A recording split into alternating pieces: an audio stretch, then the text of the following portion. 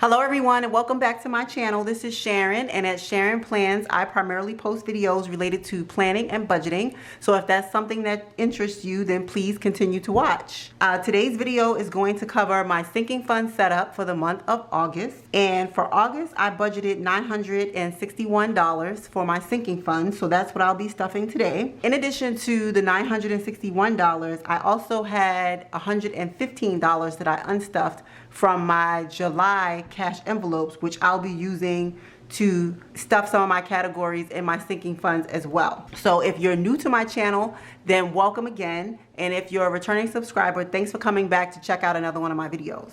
So without further ado, I'm just gonna get set up with my cash and everything, and we're going to start plugging in my numbers for my contributions for this month, and then we'll get to stuffing the sinking funds. Okay, so here is my sinking fund setup, and I have my categories and my beginning balance already written down. And if you watched my July budget closeout, I'll leave it for you above in the card.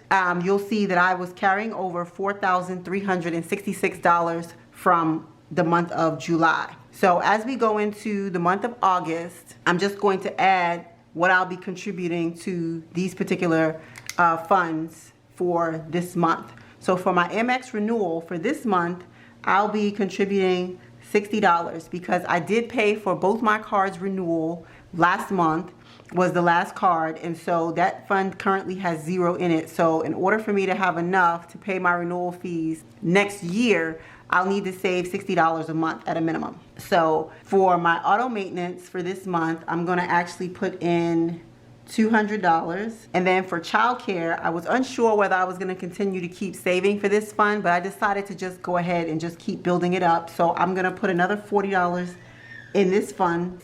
For clothes for this month, I'm also going to put in $100 because as the weather changes and everything, I'm sure that everybody's going to need a couple of things as we move into the fall. So I just want to continue to kind of pad this sinking fund so that I have enough. For my Costco, I'm going to continue with $5 for this month. For my HOA fee, I'm not going to add anything because, as I mentioned in my budget setup video, I am going to be selling my rental property, so I'm not going to have to pay this HOA fee next year. So I'm going to go ahead and not add anything for that. Once we complete the sale and everything, then I'll decide how I want to reallocate these funds.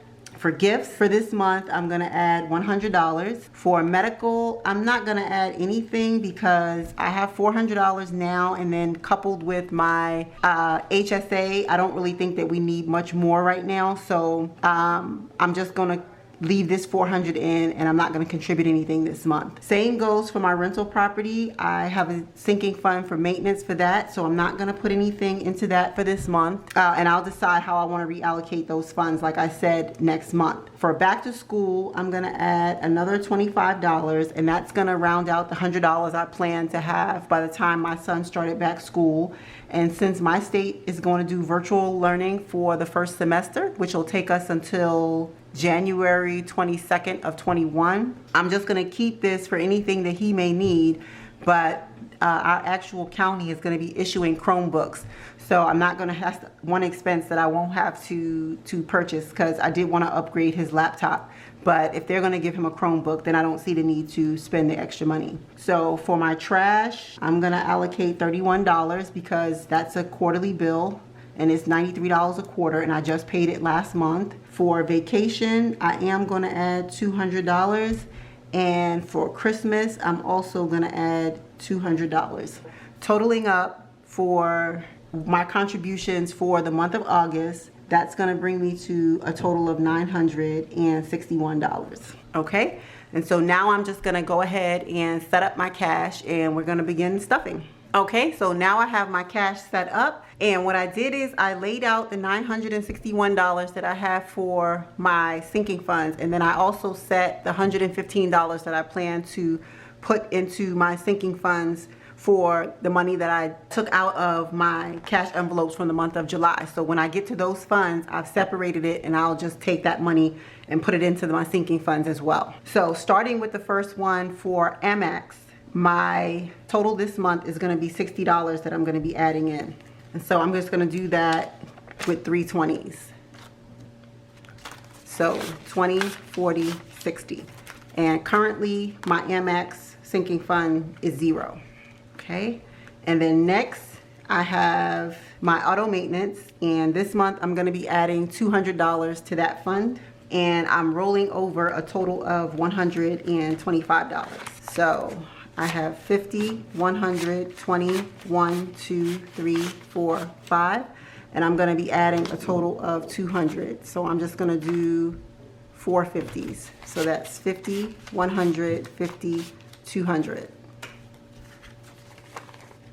Next, I have childcare, and that fund currently has $300 in it. So I have 20, 40, 60, 80, 100, 20, 40, 60, 80, 200, 20, 40, 60, 80, 300. And I'm going to add another 40, so I'm just going to take 2 20s.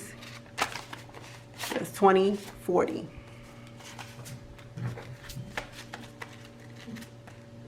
Next, I have clothes. And for clothes, I currently have $332. So that's 1, 50, 2, 50, 70, 90, 310, 330, 1, 2. And this month I'm going to be adding in $100. So I'm just going to take 2 50s, so 50, 100.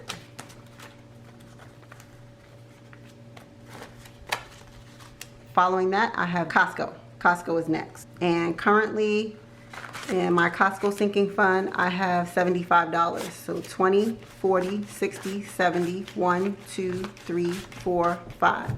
And I'm going to be adding another $5. So 1, 2, 3, 4, 5. Okay.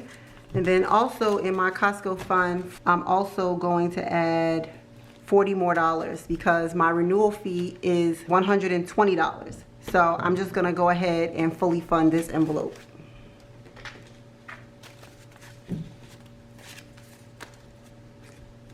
So I will not have to allocate any more funds until next year, April, for this fund, because I am fully funded. Okay, next I have gifts. And gifts currently has $200. So that's 50, 100, 20, 40, 60, 80, 200. And this month I'm going to be adding 100. So I'm just going to take 2 50s.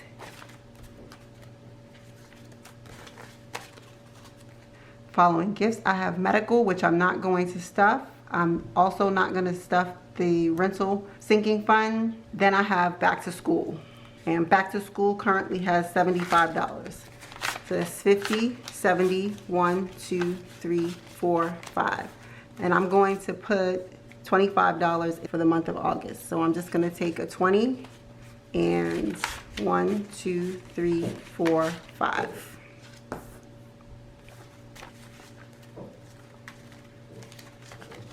And like I said, I wanted to put $100 away for my son for whatever he needed for school. So I'm just going to hold on to this, and I'm not going to fund this again next month because this is the $100 I intended to save for him to get what he needed. Following back to school, I have trash. Trash, I've allocated the normal $31 this month to round out that quarterly bill, but I'm also going to put $62 in it to fully fund this envelope as well out of the monies that I took out of my cash envelopes for the month of July. So I'm going to take 20, 30, 1, which I allocated for this month. And then I'm also going to take $62 from the money that I saved. So that's 20, 40, 60, 1, 2. So this envelope is also fully funded, and I don't have to pay again until October. Normally I would have just go ahead and reallocated this money in those envelopes for this month, but I said that if I can spend less, I will, and reallocate where I can. So that's what I'm trying to do this month. For vacation, I'm also going to put in $200 for this month. So I'm just going to do 200. So 1, 2, and vacation fund currently has 200 in it already. So that is 1, 2 for a total of 4 now. So we're going to build this one back up. Next, I have Christmas, which is also going to get $200 this month. And Christmas currently has $1,200 in it. So it's 1, 2, 3, 4, 5, 6, 7, 8, 50, 9, 50, 1,000, 50, 1,100, 50, 1,200. And I'm just going to use $200 bills. And this fund now has $1,400. I just want to be over prepared for Christmas if I need to, because something always seems to come up last minute. Either the family decides to do something or what have you, so I just want to make sure that we have the funds set aside to do so. And I must not have stuffed this. This last $13 I intended to put into clothes, and I didn't put it in when I crossed that fund. So let me just go back to clothes, which I stuffed. Clothes had $332. I added 100, so there should be $432, and this will make it $445. So 150, 250, 350, 70, 90, 410, 430, 1, 2, 3, 4, 5. So this makes it $445.